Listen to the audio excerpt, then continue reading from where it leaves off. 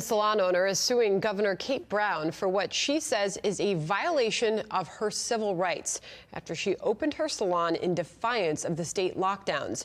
She claims the governor's retaliating against her and her family and abusing her power. She terrorized myself, she terrorized my stylist, and she terrorized my family. She took every government agency she could, and she put her full weight into intimidating me into closing, including sending child protective services to my home and threatening the removal of my children. Meantime, the mayor of a town 60 miles away is encouraging business owners to defy the state's COVID restrictions. Stan Pulliam is the mayor of Sandy, Oregon. Mayor, good morning. Thank you for being here. First, your reaction to what you just heard from that salon owner there. Well, you know, I'm a father to two little girls, and since starting my January 1st New Year's Day movement, I myself have received death threats. The difference between myself and Lindsay, though, is my death threats are coming from, extreme lunatics.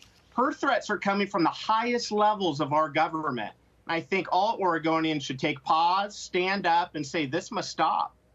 To be clear, we reached out to the governor's office for comment and for reaction to what she just said as well, and we have not yet heard back. Here is more from that salon owner, Lindsey Graham, on the Oregon governor acting like a dictatorship. Watch. Kate Brown, she picked her battle early on, and she's running Oregon like a complete dictatorship.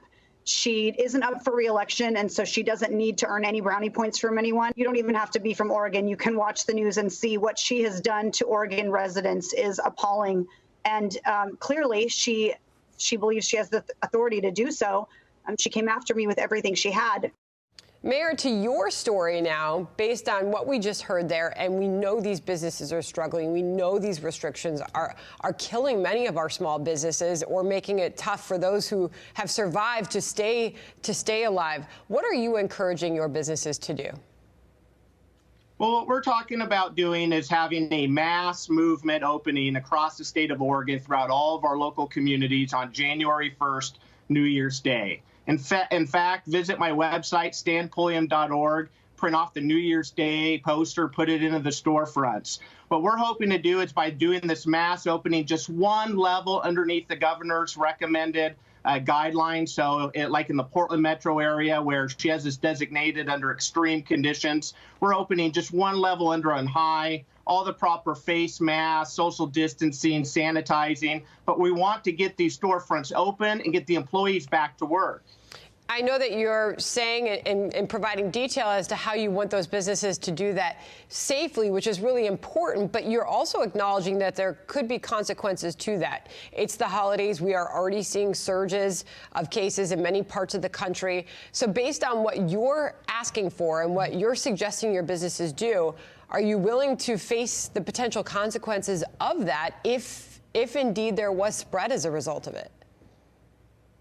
Consequences of what? We talk about spread coming from our local Main Street, locally owned businesses, but very little attention to the big box stores that are packing them in and supporting corporate America. I don't know the names of the CEOs that run the big box stores, but you better believe I know Lila and Paul Reed of Mount Hood Athletic Club, Rhea, who owns Sandy Family Restaurant, Denise of Paola's Pizza.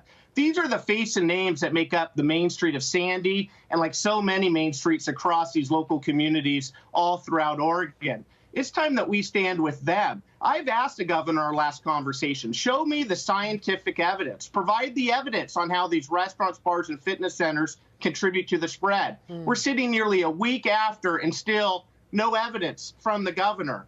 She's got to make the case to these local small business owners as to why she shut them down, but we can pack into corporate America.